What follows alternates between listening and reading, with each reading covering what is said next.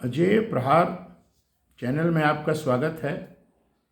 आज पूरे बुंदेलखंड के अंदर किसानों के लिए खाद की किल्लत एक बहुत बड़ी जलालत लेकर के आई है, लेकिन ये इस वर्ष है ऐसी बात हम नहीं कह सकते।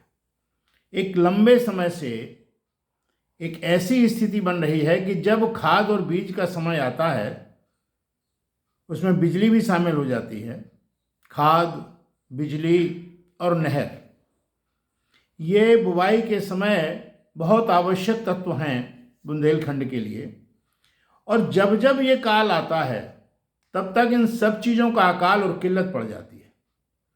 समझ में नहीं आ रहा कि कैसी सरकारें हैं।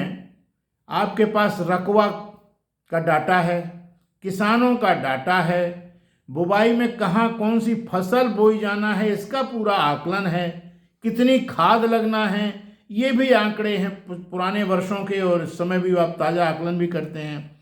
फिर ये खाद की किल्लत क्यों पड़ती है? आज़ादी के बाद से जब से ट्रैक्टर आ गया तब से अब रासायनिक खादों की तो आवश्यकता पड़ने लगी। गोबर और गोमूत्र, जिससे पूरे विश्व की अर्थव्यवस्था चलाने वाले लोग थे कि गाय के गोबर से और गोमूत्र से पूरे विश्व की अर्थव्यवस्था चल सकती है, वो नदारद हैं। ये रासायनिक खादों के लिए सुबह से लाइन में लगता है एक आदमी, मजदूरी दिहाड़ी सब छोड़ छाड़ के, और अगर नंबर आ गया तो शायद एक आध बोरी मिल जाए, नहीं तो लाठियां तो खाने को मिलना ही मिलना है। किसान जाम लगाने के लिए मजबूर है। और बिजली बहुत अच्छी आएगी, बिजली के बड़े डंके पीटे जाएंगे। जब किसान की सिंचाई का समय आएगा तब बिजली किसानों को रुलवा देती है। यही स्थिति डीजल की भी होती है। डीजल भी हालत खराब कर देता है। और बीज तो आकाश कुसुम हो गया।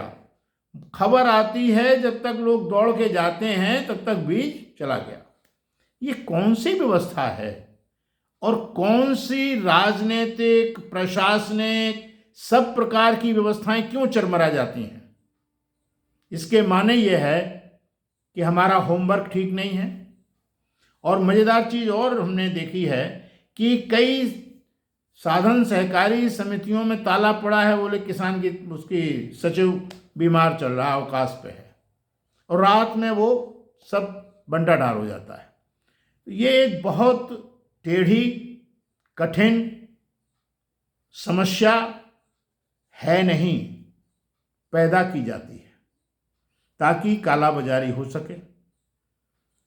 और इधर जब फसल की खरीद का टाइम आता है, मूंगफली यहाँ ज़्यादा होने लगी है तो मूंगफली का क्रय केंद्र नहीं खुल रहा है, और खोलेंगे तो कहीं बेला ताल तरफ खोल देंगे। अरे भैया, तुम्हारी जितनी मंडियां हैं सब में खोलो ना।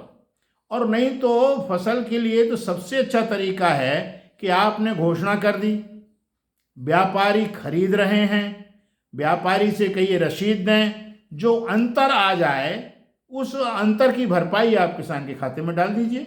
कहीं कोई किल्लत नहीं है, कहीं आपको बारदाना नहीं लगाना, कहीं आपको क्रय केंद्र नहीं खोलना। जो आपके आड़तिया हैं वो आड़तिया की निर्देश दीजिए कैसे खरीदे, उसको जो भाव खरीदना हो खरीदे, उसकी पक्की रसीद किसान को दे, वो जाके एग्रीकल्चर डिपार्टमेंट में उसकी फ़ोटोकॉपी लगा दे, जो पैसा हो वो किसान के खाते में डाल दीजिए। भाव का जो अंतर आता है वो डाल दीजिए। आपको अतिरिक्त कोई स्टाफ भी नहीं लगाना, बारदाना भी नहीं करना। आपने क्रय केंद्र खोल दिया, उन्हें बारदाना नहीं है, बारदाना आ गया बोले श्रमिक नहीं है, श्रमिक आ गए बोले कांटा खराब है। एक नहीं, हजार बहाने इस समय चल रहे हैं। किसान इन सब चीज़ों से दो चार हो रहा है, और ये बहुत ही निंदनीय और भारतीय प्रशासन के लिए शर्म की बात है।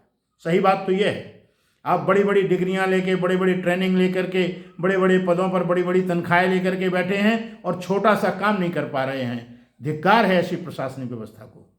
सरकार को चेत जाना चाहिए, एक आदर्श व्यवस्था कायम करनी चाहिए थी किसानों के लिए, लेकिन वो नहीं हो रही है। हम सब इसकी घोर निंदा करते हैं। जय हिंद।